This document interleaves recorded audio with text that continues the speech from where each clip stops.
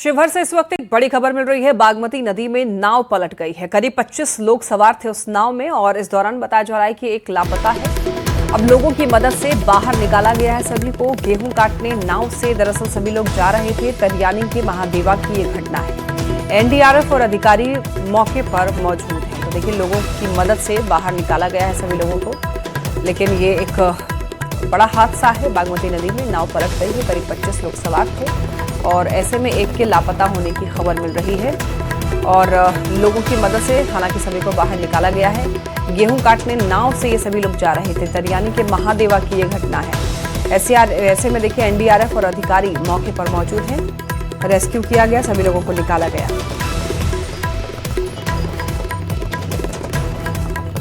बागमती नदी में नाव पलट गई है। शिवहर का ये मामला है। बताते चले आपको, 25 लोग उस नाव में सवार थे। हालांकि ये नाव क्यों पलटी है, क्या जो मैक्सिमम कैपेसिटी होती है उससे ज्यादा लोग उसमें सवार थे या कोई और तकनीकी खामी, ये अभी फिलहाल नहीं पता चला है। लेकिन आपको बताते चले, ज्यादा जानकारी के लिए न्यूज 18 संवाददाता राकेश रंजन हमारे साथ जुड़ रहे हैं। राकेश, बागमती नदी में नाव पलट गई है, ये हादसा कैसे हुआ है? जी, मैं आपको बता दूं कि शिवहर जिले के तरियानी थाना क्षेत्र के महादेवा गांव की यह घटना है और अभी धान कटनी का समय है और जो गांव के लोग हैं उनका बागमती नदी के उस तरफ चौर पड़ता है जहां लोग खेती गृहस्थी करते हैं और वही धान की फसल को काटने के लिए एक नाव पर सवार होकर तकरीबन 25 लोग बागमती नदी को पार कर रहे थे। इसी क्रम में नाव का संतुलन बिगड़ गया क्योंकि क्षमता से ज्यादा लोग नाव पर सवार थे और नाव छोटा था, जिसकी वजह से यह हादसा हुआ है। एक महिला इस घटना में अभी भी लापता है। एसडीआरएफ की टीम जो है मौके पर पहुंच चुकी है और लापता जो महिला है उसकी तलाश लगातार जारी है। प्रशासनिक अधिकारी को भी मौके पर तैनात किया गया है। स्थानीय जो सीओ हैं और एसडीएम है शिवहर के, वो मौके पर तैनात है। लेकिन अब तक जो लापता महिला है उसका शव है या वो सुरक्षित उसे नहीं निकाला जा सका है, वो अभी भी लापता है। तकरीबन 24 लोग जो नाव पर अन्य लोग जो सवार थे उनको सुरक्षित स्थानीय लोगों की मदद से निकाल लिया गया है। जी, लेकिन राकेश, ये हादसा क्या उसमें ज्यादा लोग सवार किए गए थे नाव में? जी, नाव छोटा था और उस पर उससे ज्यादा लोगों को रखा, उस पर चढ़ा लिया गया था नाव पर। जी, निश्चित तौर पर इसे लापरवाही कही जा सकती है क्योंकि प्रशासन का भी बार बार यह अपील होता है कि क्षमता से ज्यादा नाव पर लोगों को न सवार कराया जाए। लेकिन यहाँ छोटा नाव था और उस पर तकरीबन 25 लोग सवार थे और यही वजह है कि नाव असंतुलित हो गई और गहरे पानी में उसका संतुलन बिगड़ गया और पलट गई, जिसके चलते यह हादसा हुआ है और यही वजह फिलहाल मानी जा रही है। हालांकि जो अधिकारी है वो मौके पर पहुंच चुके हैं। ठीक है, तो कह सकते हैं कि लापरवाही के कारण यहाँ पर यह हादसा हुआ है। बहुत धन्यवाद आपको इन तमाम जानकारियों के लिए राकेश। और अब बात कर लेते हैं बिहार के मौसम की। देखिए, बिहार में 5 से 9 अप्रैल के बीच में खबर ये मिल रही है मौसम विभाग के द्वारा, बदलाव के संकेत है मौसम में। मौसम विभाग ने इस दौरान तेज हवा और गरज के साथ बारिश की संभावना जताते हुए अलर्ट जारी किया है। साथ ही अधिकतम तापमान में करीब 3 डिग्री तक बढ़ोतरी हो सकती है। मौसम वैज्ञानिकों के अनुसार अप्रैल महीने में सामान्य से अधिक बारिश होने की संभावना है। बदलते मौसम को देखते हुए लोगों को सतर्क रहने के लिए और सावधानी बरतने की सलाह दी गई है। बिहार में अगले 48 घंटे बाद मौसम बदलने वाला है और तेज हवा, गरज, चमक के साथ बारिश की भी संभावना है। मौसम विभाग ने 5 अप्रैल से लेकर 9 अप्रैल तक अलर्ट जारी कर दिया है और संभावना जताई है कि 5 अप्रैल को औरंगाबाद, भभुआ, गया, नवादा और रोहतास जिले में गरज, चमक और तेज हवा के साथ बारिश हो सकती है। जबकि 6 अप्रैल को दक्षिण बिहार के अधिकतर जगहों पर आंधी बारिश के आसार हैं।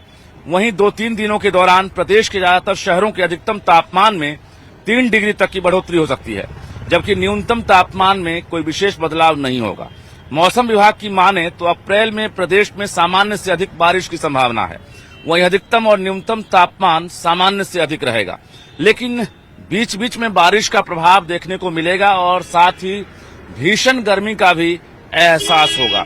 यानी अप्रैल में प्रदेश का जो सामान्य अधिकतम तापमान रहेगा वो 38 से 40 डिग्री के आसपास, जबकि न्यूनतम तापमान 22 से 24 डिग्री के बीच रहने की संभावना है। पटना में फिलहाल मौसम साफ है और सुबह से आकाश में बादल छाए हुए हैं, लेकिन अभी कहा जा रहा है तो फोरकास्ट में पटना का नाम नहीं है, यानी पटना में मौसम साफ रहेगा और बारिश की संभावना नहीं है। जबकि दक्षिण बिहार और उत्तर बिहार में अगले 3 दिनों में बारिश हो सकती है, जिसको लेकर मौसम विभाग ने अलर्ट भी जारी कर दिया है। कैमरामैन दीपक के साथ रजनीश कुमार, न्यूज 18 पटना। बात करते हैं बक्सर की। बक्सर को धार्मिक पर्यटन के रूप में विकसित करने की दिशा में बिहार सरकार ने पहल तेज कर दी है। मान्यता यह है कि त्रेता काल में भगवान राम यहां आए थे शिक्षा ग्रहण की और यहां पर आसुरी शक्तियों का नाश किया था। इसी को ध्यान में रखते हुए शहर की दीवारों पर राम से जुड़ी हुई आकर्षक कलाकृतियां यहां पर बनाई जा रही हैं। पर्यटन विभाग बक्सर को राममय स्वरूप देने की योजना पर काम कर रहा है, जिससे आने वाले समय में यहां पर पर्यटकों की संख्या बढ़ने की उम्मीद है। मैंने बताया ना आपको कि ये रामायण सर्किट का हिस्सा है और बक्सर से ही हमारा रामायण सर्किट बिहार में शुरू होता है। तो प्रारंभिक स्वाभाविक है, प्रारंभिक जगह पर जब पर्यटक आएंगे तो उनको ऐसा लगे कि हम बिहार आए हैं।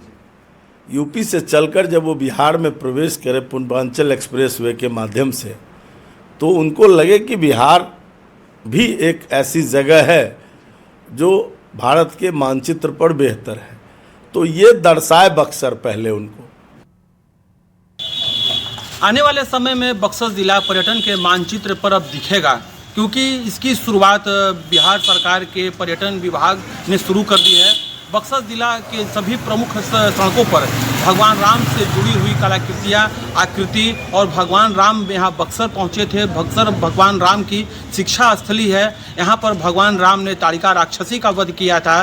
तो कह सकते हैं कि भगवान राम से जुड़ी हुई जो भी यादें हैं, जब त्रेता काल में भगवान राम बक्सर पहुँचे थे ऋषि विश्वामित्र के साथ, तो उस समय का जो यादें हैं, उस समय की जो तस्वीरें हैं, उन तस्वीरों को यहाँ पहुँचे कलाकार इन दीवारों पर उतार रहे हैं। बक्सर में ताड़िका राक्षसी का वध भगवान राम ने किया था और यहाँ पर जो आसुरी शक्ति ताड़िका थी उसका उन्होंने अंत किया था। भगवान राम जब 5 गांव में गए थे तो उन यादों को भी, उन तस्वीरों को भी यहाँ पर जो दीवार है, यहाँ कलाकारों ने उभारने की कोशिश की है। और जो तमाम जो सड़कें हैं वहाँ भगवान राम से जुड़ी हुई तस्वीरों को बनाया जा रहा है। और जो बिहार सरकार के पर्यटन मंत्री हैं, उन्होंने साफ तौर पर कहा है कि अब बक्सर भी आने वाले समय में बहुत जल्द पर्यटन के क्षेत्र में विकसित होने जा रहा है।